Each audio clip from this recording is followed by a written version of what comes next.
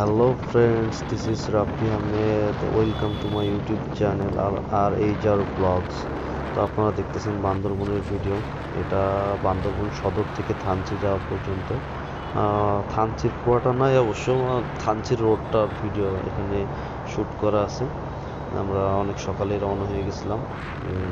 আঁকা বাঁকা পথ ধরে সামনের দিকে এগিয়ে যাচ্ছি, দেখতেছেন। তারপর আর মনোমুগ্ধকর পরিবেশ। আমি, মিঠু ভাইয়া, প্রবন্ধ এবং হিলস, এই চারজন আমরা ট্যুর মেম্বার ছিলাম। তো দেখতেছেন পাহাড়ি রোডে কিভাবে ড্রাইভ করতেছি। আসলে খুব মিস করতেছি এই রোডগুলোকে। ভিডিওটা অবশ্য আরও কিছুদিন আগের, তো তখন ভিডিওটা আপলোড দেওয়া হয়েছিল না, বাট এখন আপলোড করতেছি।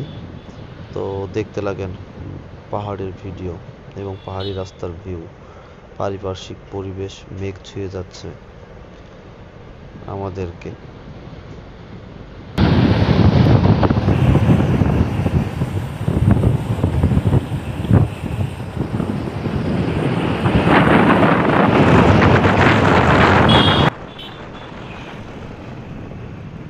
আসলে পাহাড়ের উপরে প্রচণ্ড বাতাস।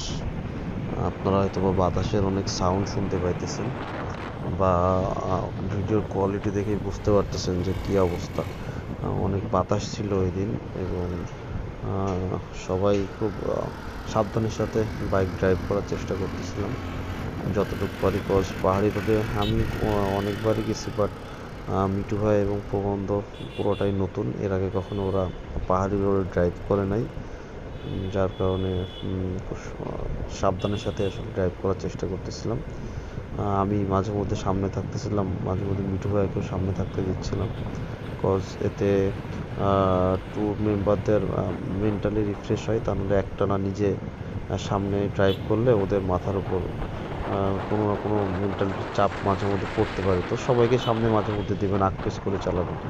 আর যার এক্সপিরিয়েন্স একটু বেশি তারাই সাবধানে সামনে থাকা আমি মনে করি শ্রেয়। যাই হোক, আমরা সবাই নিজেরা নিজেরা, আমি আবার একটু হাত ছেড়ে দিয়ে পার্ট নেওয়ার চেষ্টা করলাম, এই আর কি। তো দেখেন ভিডিওটা।